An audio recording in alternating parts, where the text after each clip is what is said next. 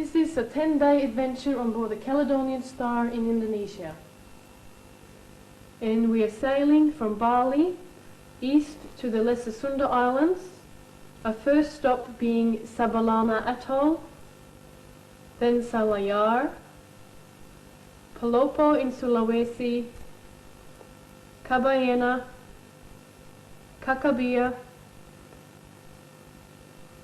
Alor, Savu, Komodo, Satonda, and back to Bali.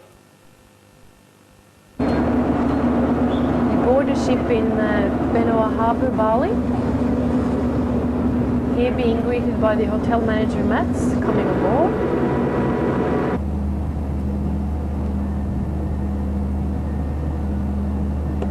Well, we'd like to make this the official welcome for everybody on board.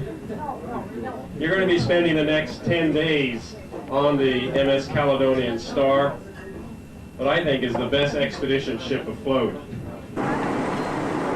And our very first day we will spend at Sabalana Atoll. And the only people around in this area are the fishermen.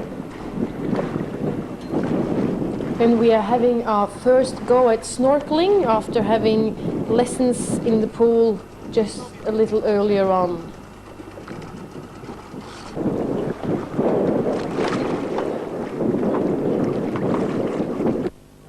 First fish we encounter is a very common fish, the sweetlip.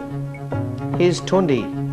She's a marine biologist from the World Wildlife Fund looking for fish, and she spots a small puffer fish underneath this coral head. And there he is. This is the porcupine pufferfish. This is a hermit crab crawling along the bottom.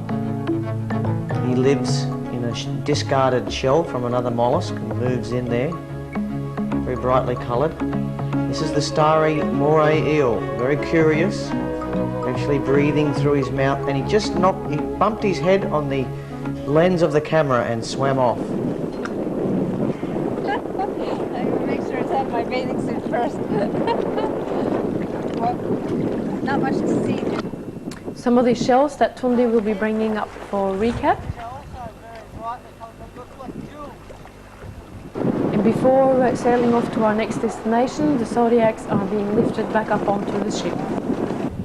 Next day we are at Salayar Island, and we are going to visit Batang village, where the Bugis tribe is. They are the ones who gave the name Boogeyman to the English language. You're going to the small museum where the bronze drum is. While you're doing that, we are going to go out for a dive. Here's a fearless lizardfish. And here we have two dancing shrimp dancing in the current. They're about as big as my thumb.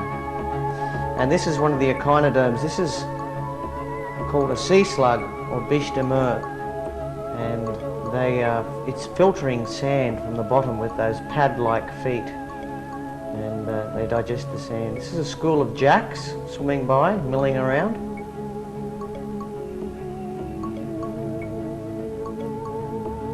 And this is a small batfish, or platax,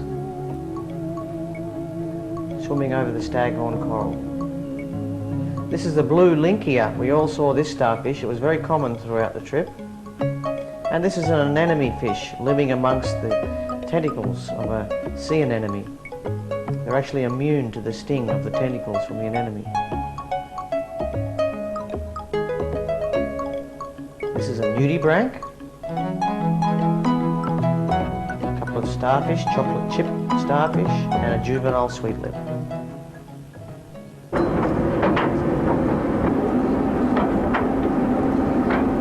Leaving Salayar Island, we are heading for the town of Polopo in Sulawesi. And we are being welcomed by the lowland Bugis people. Women dressed in beautiful silks, which they proudly make in Sulawesi. And ahead of us we have a 2-hour journey in minibuses up to Tanah Toraja, where we are visiting the Toraja people. We were only really discovered and contacted by outsiders at the turn of the century. This is the very first village, and as you can see here, the roofs of the houses and rice barns are built like boats, which originates from when the Chinese came by boat and took the boats ashore to live in as a sense of security. Down of it. This is the door to the rice storage house. You can see the lock is just a wedge shoved in here. Marante, Lemo and Ketekesu are all villages with extensive burial sites and overhanging cliffs like that. They bury their dead high up out of reach of robbers who for several hundred years have been coming up from the lowlands in order to be able to steal the treasures that were buried with the Toraja dead. And the tautaus are the images made in the likeness of the dead. The bodies are buried in caves next to the totem effigies, so the ghost, the earthbound spirit, can live in those tautaus and look out over the rice paddies and not hold back their inner soul which flies back to the stars. The water buffalo is the main source of wealth for the Torajan people.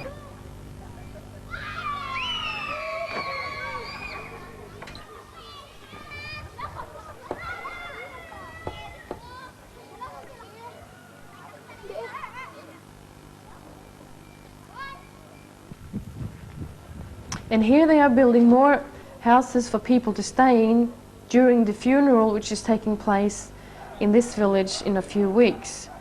And this little shack up here is where the last person to die is being kept and who they are having the ceremony for in a few weeks.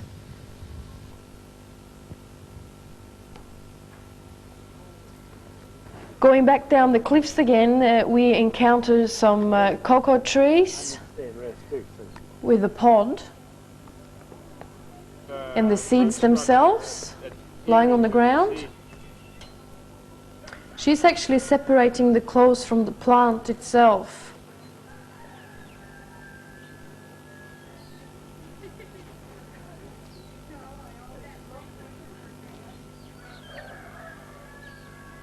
And then she will put them into a little basket and then leave them in the sun to dry.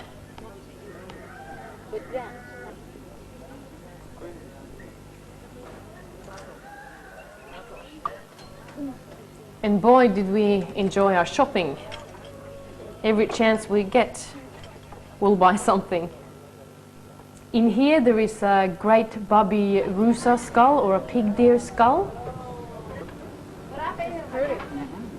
And a loom and a lady sitting weaving ikats.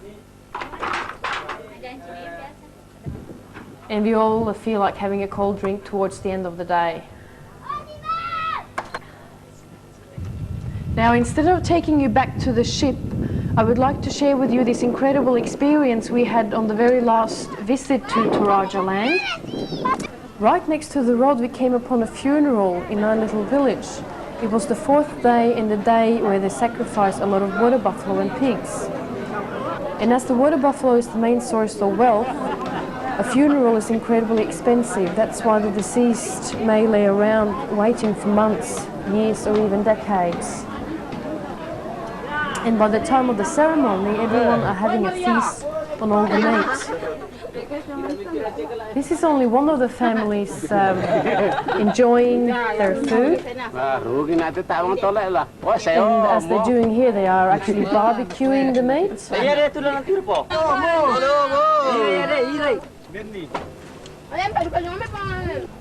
And if they're not barbecuing it, they will be drying it.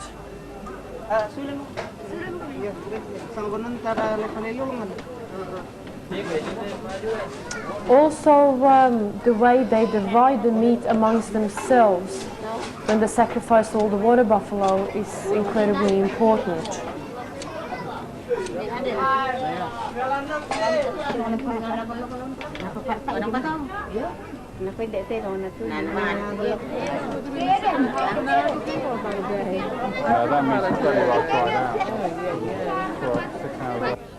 Nothing is wasted, even the skin is dried. Then we are on our way back down the valley again, back to the ship by sunset.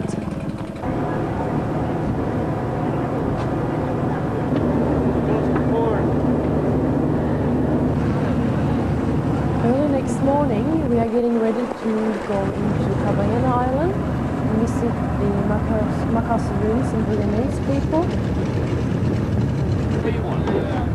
Our special event today is to actually visit the last of the old Rajas, the king and the queen.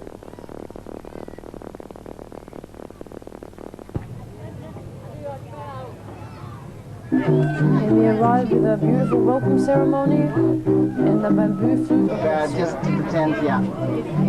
Now the two passengers are receivers on behalf of everyone, and that's a dot of lime on the forehead, Not as a tourist, and cigarettes are being given.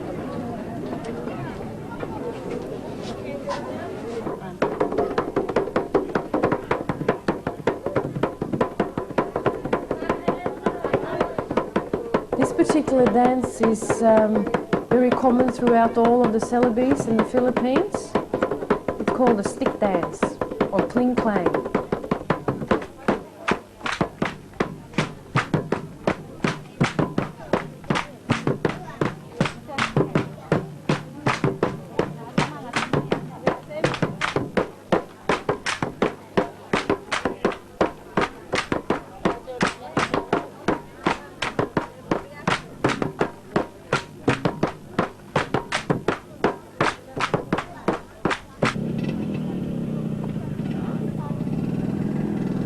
On our walk of the village, we found some squid being dried.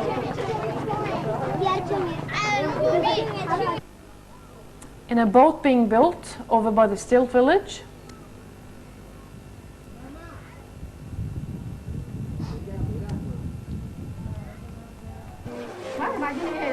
And the women doing their daily washing. These women have some rice paste on their faces, that funny colour, and I'm just trying it out here. My particular one is yellow. I'm coming back to the ship before lunch.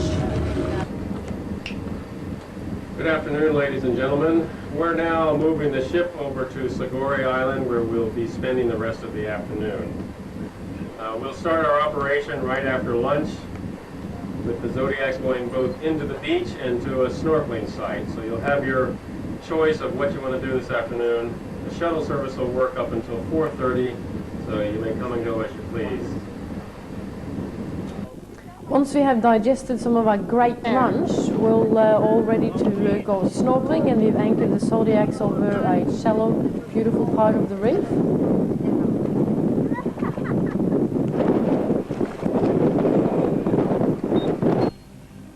These are coral polyps, extended and feeding. There's a little colony of them there. And this is a sharp-nosed puffer. There's two of them here, and they're feeding on a soft coral, and they're actually eating the polyps. The quickest snorkel in history. How is the snorkel? The coral is great. It's really gorgeous. I saw something that was star-shaped, beautiful blue. And for the non-snorkelers, we have the glass bottom boat or the popular bath tub. And on Sagori Island, right next to where we are snorkeling, lives a different crowd from the ones we visited across the bay in Kabaena. These are Baju Laut people. They are real sea gypsies. They are the one tribe that take their women and children with them out at sea, as if they're never going to return to the same place. They are simple fisher folk, Muslim, who live in these houses you saw on poles. The women are preparing the fish to be dried.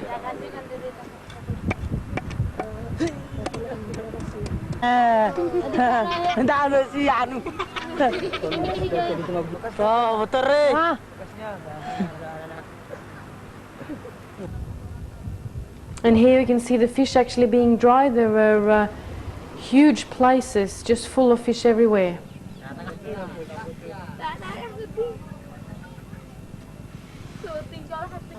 They're boiling up mussels.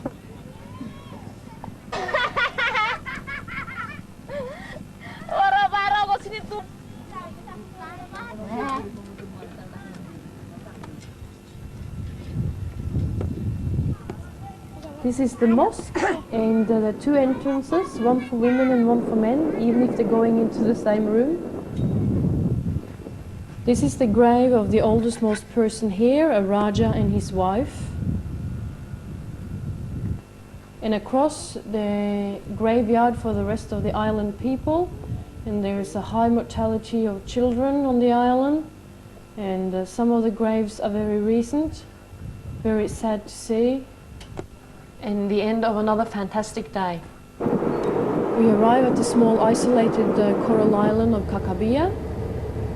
No, not stopping, just disengage, and then I call you because we haven't found the right anchorage, okay? Just disengage, okay? Righto.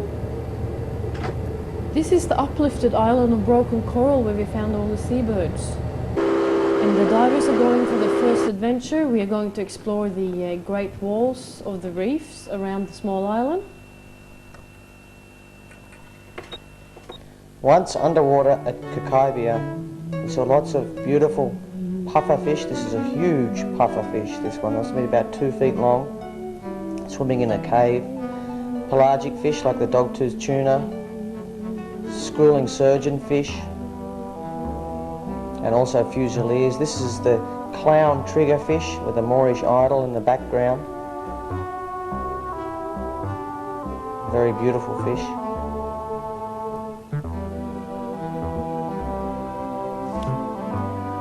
You see how he's swimming with his dorsal fin instead of his tail. Only when they move quickly they use their tail. This is schools of antheas up in the shallows, swimming with the current. There was quite a strong current here. And there's just thousands and thousands of them. Some people call them jewelfish. They're very brightly coloured. This is black coral, a big shrub of black coral. And you can see Tova here, she's rubbing the base of the coral and you can see the black colour. This is the coral they make jewellery from.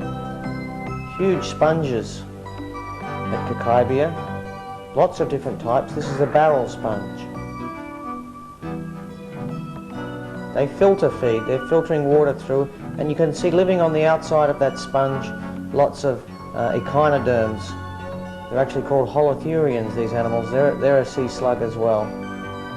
And because of the water being taken in by the sponge, they gather on the sponge there. It creates its own little current and they feed on nutrients. They're not actually eating the sponge at all. Now we're swimming around the top edge of the drop-off through schools of fish and up towards the surface. Fantastic.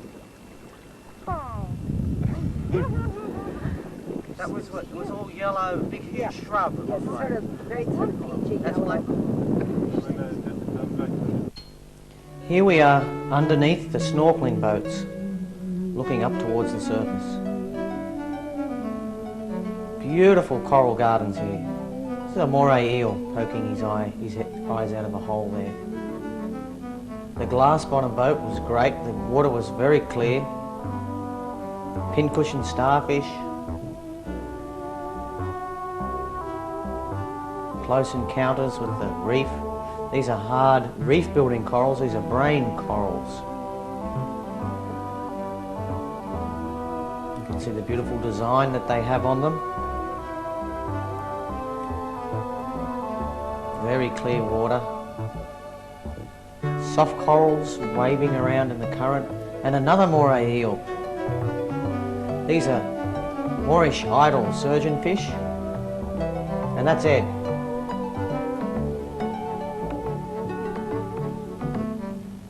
You can just see how rich it was down here. It was absolutely incredible. Here's another moray eel living underneath a ledge. It's also got two shrimp you can see there swimming very close to it. And one of the shrimp jumped on top of the moray eel and started to clean the moray eel's teeth. It's very common for this to happen in the marine world. There's lots of places where shrimp live and clean parasites and debris from other marine animals. Just watch closely as the shrimp gets on and starts to work at the teeth again.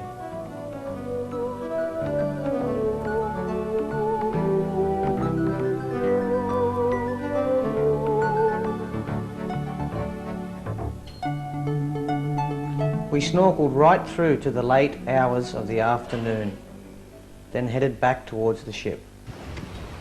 And some of us went on a Zodiac cruise around the raced fossil reef, the little island of Kakabea, and we found some red-footed boobies, brown boobies, frigate birds and some smaller shorebirds. And a great time just before sunset out again snorkeling.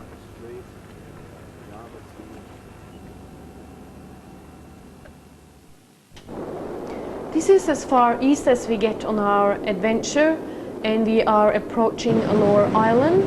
These are local fishing traps. We are driving into the town of Kabaena.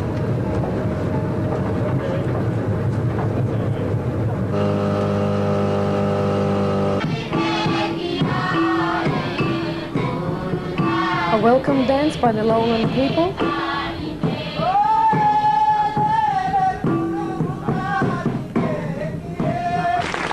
And we are driving up to the hills and visiting Kakabea village, a very traditional village. Technique to being greeted here.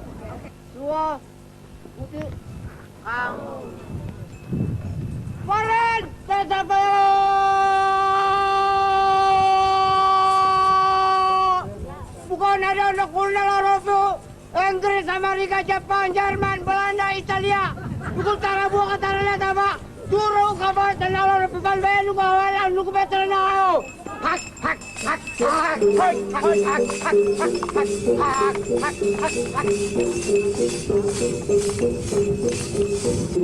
This is a traditional greeting ceremony where they terrify the visitors and then they let you come closer and then they scare you a bit again and then you get closer and then you finally get to welcome. We should tell you there are... They're preparing some golden coconuts for us to drink.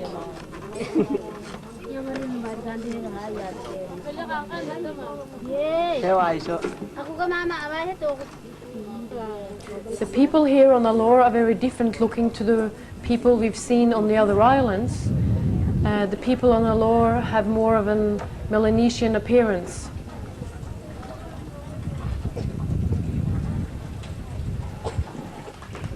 Now this is the Moko drum, a drum they exchange for marriage.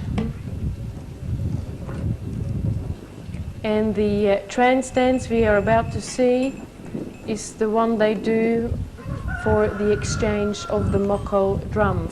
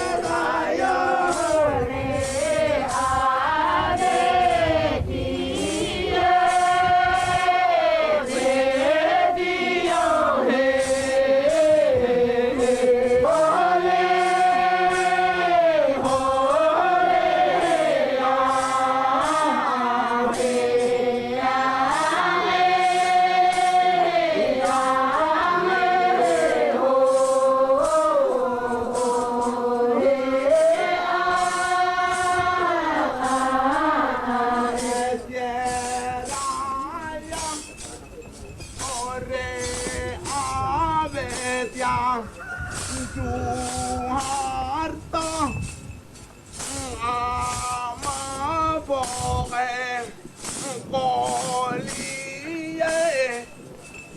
maring toliar roda asine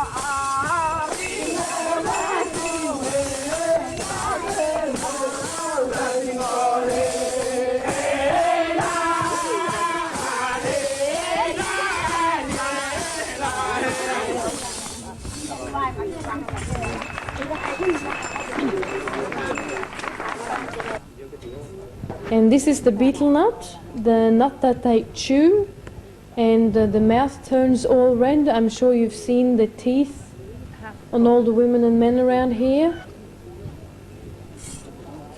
Well, and what they do, they have the nut, they take a piece of the nut, then they have this green pepper plant stick and they dip it in lime, take a bite of it, and then they mix it all in the mouth by chewing very well, and there's a chemical reaction here and it turns red. Don't go too far so we don't find you, but we're going to stay here for another hour. Is that the beetle nut? And even some of us would like to try. Goodness knows what it's for except to feel better. It's to tolerate the misery of being alive. The next step is this. That's right. Now you chew that with it. And the trick is it's a mixture. You put some of that on your... This is the flower of the pepper plant. And the lime. And chew it. Don't swallow it. Don't swallow any of that. And when you've chewed it for a while and it's disgusting, spit it out in the cup. And when it's getting red, you know you're in business. It changes to a red color. That's a chemical. It was absolutely a shocking experience. Your mouth went all dry and bitter. And heading back in our fancy buses back to the ship.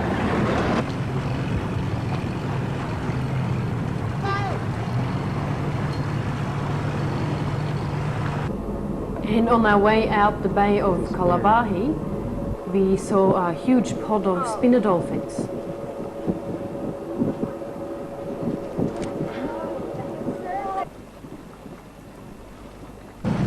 We are approaching Savu and we are going to visit the village of Bodo, and we are all very excited about all the beautiful e-cats we are going to be able to buy, and we are being met here on the beach by the sandalwood horses and people wearing these distinctive e-cats. The sandalwood horses come from Sandalwood Island, as Sumba Island was called, the neighbouring island. And the horses might have been brought here by the Arabs in the very, very early times, originally trading for sandalwood of Sumba Island. And it's believed that they subsequently have been interbred with Chinese horses. It's a little tough tropical horse, as you can see.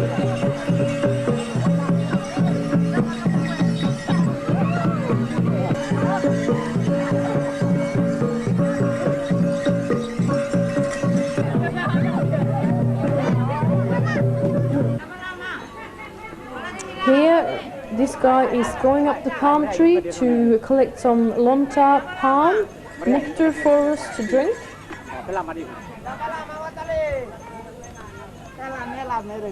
The lonta palm is staff of life on Savu. There's hardly anything they don't make out of the lonta palm. The island itself is very dry and they only have one rice crop a year. So actually most of the year, especially in the dry season, they virtually live on the lonta palm, the sugar of the lonta palm.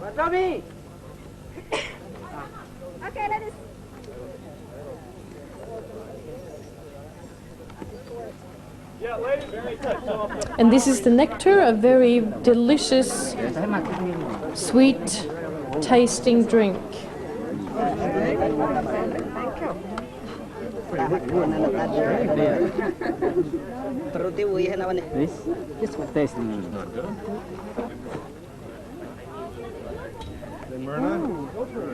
It's good. It really is. One of the great performances we saw today was the harvest dance, or the Kabaena dance.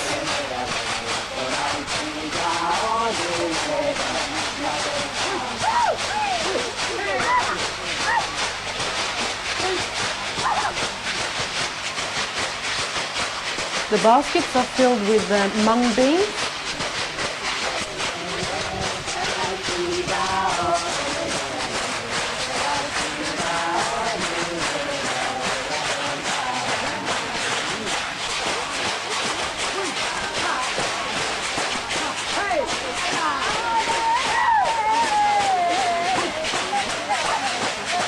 This is the dance they dance when it's time for young men and women to choose each other for love and marriage, and this dance is usually done at night time during a full moon.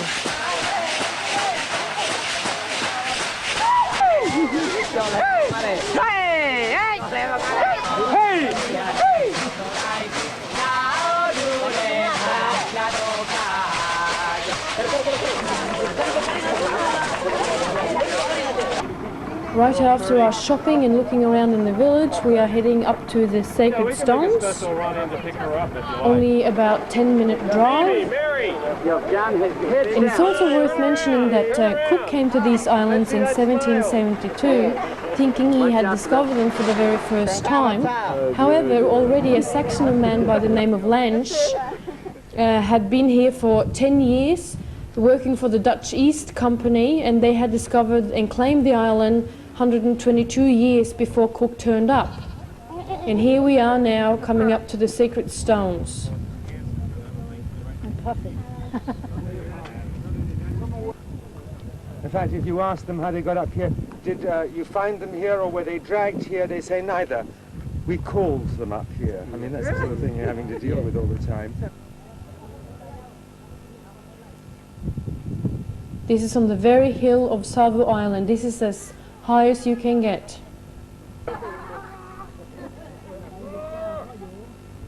That dates back to 1864, when a British sailing ship was wrecked on the reef here on Savu Island.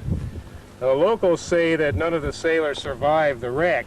However, they also admit that the blood of these Englishmen now flows within the veins of people on Savu Island. So they obviously did get ashore, at least some of them, and probably lived the rest of their lives here on Savu Island. Early morning on Komodo Island, a very small island, only 15 miles long by 5 miles wide. This is where we are going to visit the dragons.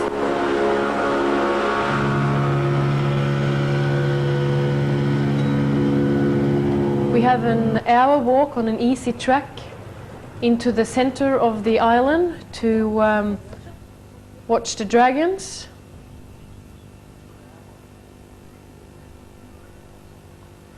And the rangers actually used to feed the dragons up here live goats once or twice a week. However, that is not happening anymore, and quite a few dragons actually are not managing on their own. They're dying. Very sad sight, of course. Now, it's believed that the dragons live up to about 60 years of age, and it takes them 6 to 8 years to reach sexual maturity, and the mating season is July and August.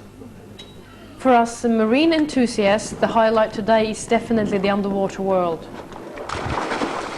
Here we are having a dive at Komodo Island. This is a beautiful lionfish, member of the scorpionfish family. A sweet lip with a small cleaner wrasse swimming next to him. Some people call them blubber lips. Very rich underwater here. This is a green turtle. This turtle is a very lucky turtle. There are not very many left in Indonesia.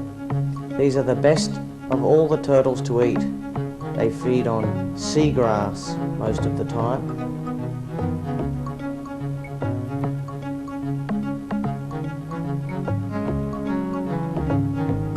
This is a beautiful blue angelfish.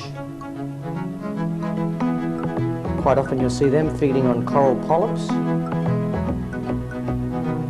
Another pufferfish, very fat pufferfish.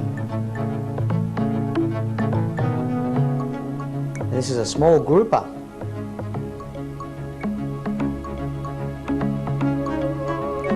Just a shot showing you how rich the underwater environment was here. And this is a cuttlefish.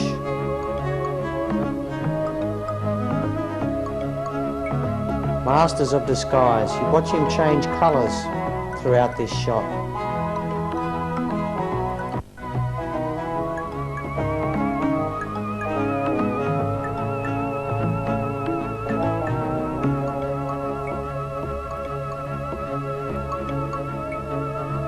Blending in with the soft corals here.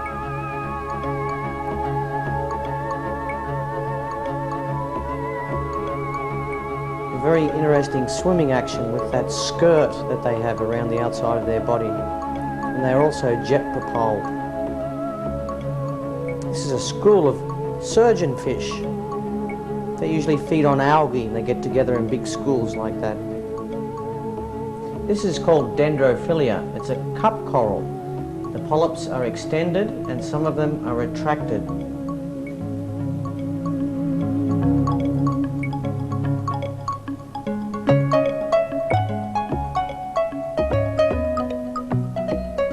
A soft coral called alcinaria.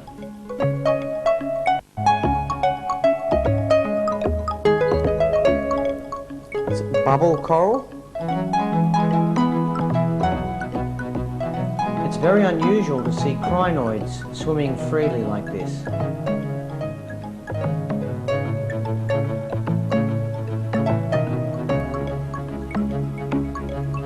This is a fire urchin.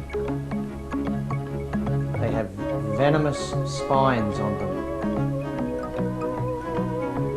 This is a close-up. You can see the spines actually moving around. Anemone fish living in a very strange anemone. And this is a shrimp living on the tentacles of a mushroom coral.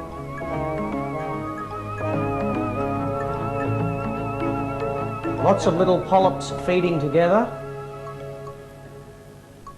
And a school of glass-eye sweepers hide in a cave. The crocodile fish awaiting the unsuspecting prey.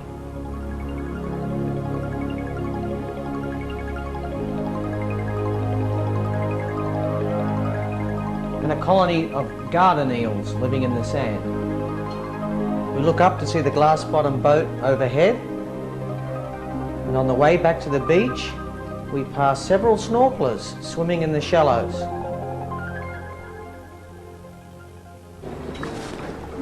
Back on land, we are enjoying the luxury of being on the beautiful pink sand beach and eating ice cream that the crew has brought onto the beach for us.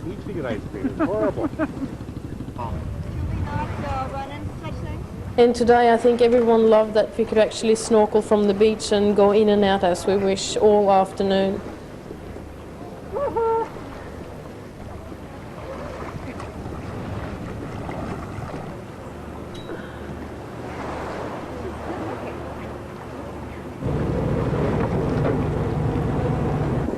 And back on board, the galley crew has a big surprise for us, an evening barbecue on the aft deck.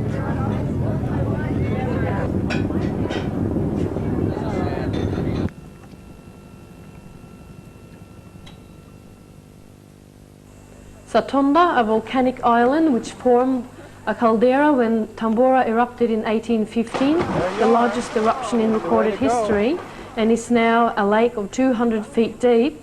Before the eruption and even now, it remains a sacred animist site, and fishermen come here to make offerings, which involves hanging the stones from the trees. And also, if you bathe in the lake, it adds 10 years to your life. the camera. Oh. Ooh, butterfly.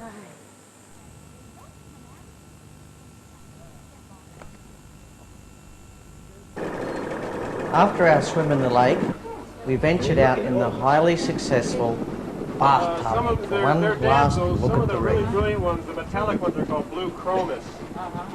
The blue chromis.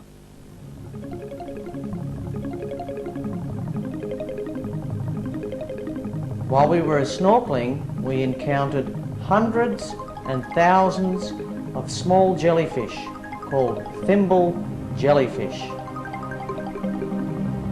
Some of us had a slight irritation from these, but most people, the jellyfish did not bother at all.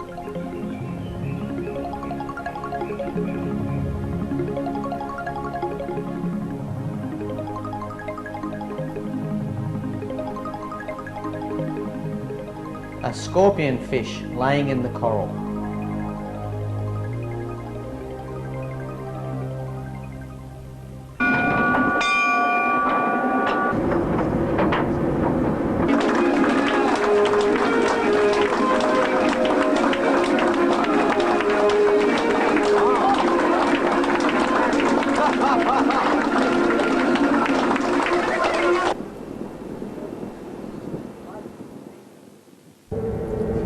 Early next morning, arriving in Benua Harbour, Bali, and this being our farewell to the little blue ship, the Caledonian Star.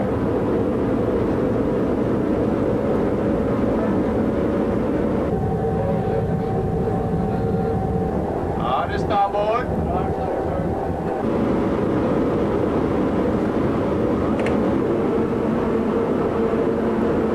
Bye. Bye now.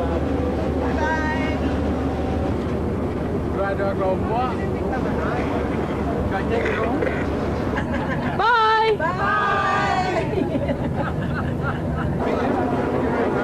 One last smile.